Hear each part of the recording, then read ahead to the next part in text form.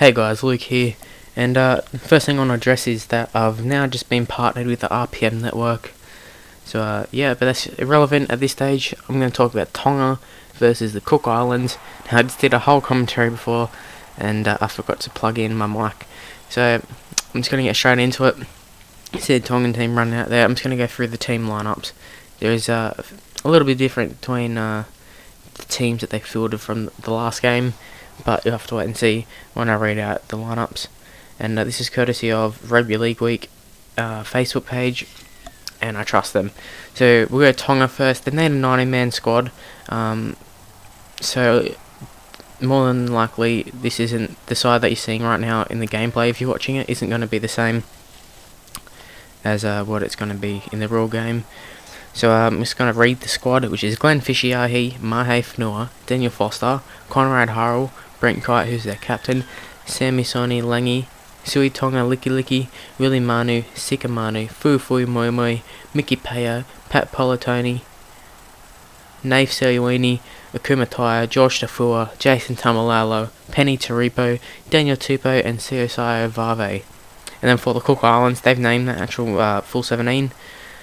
So 1 to 17, Drew Lowe, Chris Taripo, Brad Takarangi, Keith Lalia, Jordan Rapana, Jonathan Ford, Isaac John, Zane Tadavano, Daniel Fepului, or Luau, or something like that. Then we've got Dylan Napa, Dominic Peru, Zeb Taya, who's their captain, and Tina Arona. The interchange is Echo Malu, Joey Matapuka, Adam Tangata, and Sam Mataora. And for some reason, Tangata is jumping out at me. I'm just going to search his name up. Does he play for the Warriors? I have a feeling he plays for the Warriors or something, but probably not. And he doesn't. So, I just made myself look stupid, but that's okay. Now, the thing that worries me about the Cook Islands, they got beat by USA, and although they've won 2 games USA, let's not get ahead of ourselves. They're not world beaters. They had 4 NRL players, and even with them, they're not really consistent players like Joseph Paulo and stuff. The only real consistent player week in week out is Clint Newton.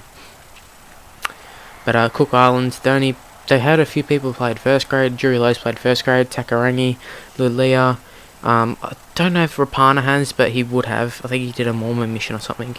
Isaac John, I think Jonathan Ford has as well. They've had a lot of people who've played a little bit of first grade, but no real consistent players. So it would, based off last season, the only people are Takarangi, Isaac John, and Dominic Peru to some extent, same as Dylan Napa. But even them, like, they didn't play. It's not as if they played like a whole season. They were sort of in and out every now and then. There probably are a few people I missed. I'm not sure about Zebte and all that. And Tedavano. I know Keith Lilia's played in Super League, so they're not as bad as what I'm saying they are, but you get what I mean. Whereas Tonga, you look at them, Fishiahi played a lot of time on the wing for Warriors. Mahe Fanua, he was kind of in and out at the Storm. Foster, under 20s. Harrell, consistent first grader for the Warriors for about 2 years now, I think. Brent Kite, you just know how good he is. Willie Manu, he's a veteran. Sika Manu is a veteran. Moi Moi is a veteran. Mickey Paya, been around for a long time. Seiwini, I think he's played a few games. They've got Akuma Tai's been around for a little while. Josh Tafua, consistent quality winger for Manly. He's playing centre now. Tamalalo, foreseen his potential, same as Taripo. And Daniel Tupou played the whole season with the Roosters. So a lot of consistent first graders in that side. And although they lost their other game, I can't see them losing this game, to be honest. I'm just going to ask you to give this a like and subscribe pretty early on, so you don't click off the video and all that stuff at the end and don't hear me say it. So yeah, that's that. But I'm expecting a Tonga win. Both teams were not great in their games played already. Like obviously I said before, Cook Islands lost to USA, which was pretty disappointing on their part, as USA aren't the greatest side, and you expect the Cook Islands to have enough experience, you'd think, to beat them. But obviously, experience doesn't mean much in rugby league, especially with these. All the guys don't really know each other.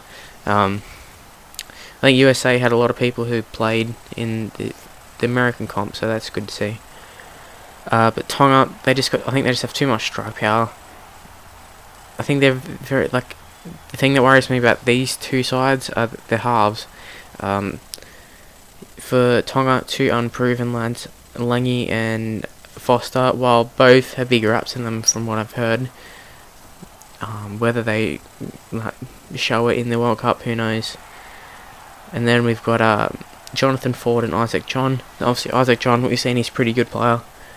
And I think even for the Cook Islands against USA at the start, from what I saw, he played pretty decent. But it's hard to do it by himself, especially with the team that he's in.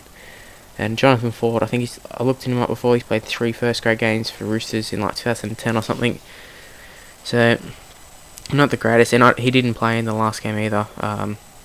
Takarangi played 5'8", so it's a bit of a change. But that's that. I'll see you for the next episode. Bye.